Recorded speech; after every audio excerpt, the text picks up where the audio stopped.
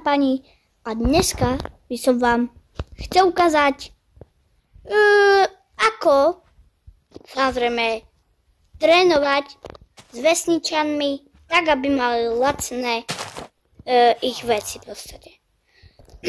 A to sa robí tak, že vy najprv musíte urobiť veľa dosť vecí, ale proste pozrite sa.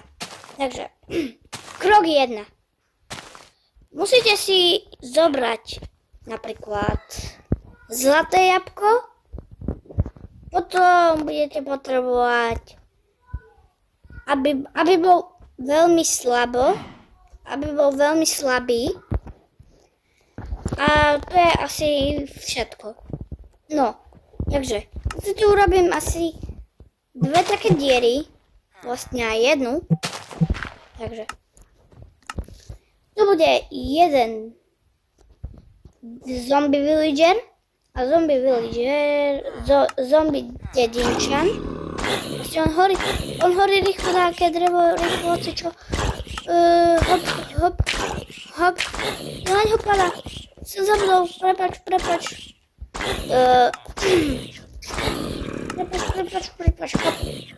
hop. Užiješ. Tak asi nie. Dobre. Hodíte na ňo veľa slabostí a nerátajte a potom liečite. A počkajte si asi nejakých proste aspoň pár minút, ale neviem koľko to vlastne bude trvať. Tak si počkáme, prečo.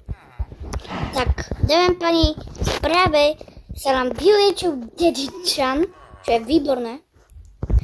A ja ešte si pár vecí urobím a zatiaľ čauko. Vlastne, ešte počkať, musím ešte natrénovať nejakými vesničanmi. Tak ešte počkať. Dávam pani, počkal som asi noc, kým by som nazbieral tieto emeraldy. No, takže ten dedinčan tu, môžem ho krásne vypustiť. Môžeš ísť? Asi ešte nechce. Pred chvíľou som videl, že toto je také lacné. 24 úroveň 1 nováčik sa bola. OK. Za 7 emeraldov a jednu knižku. Proste to je tak lacné. Aká je tá knižka? To je to najhoršie, že vám nič neukazuje. Ale to je super podľa mňa. No dám pani. Takže vidíte, že to opravdu funguje. Takže dám pani. Zatiaľ. Majte pekný deň a zatiaľ čaute.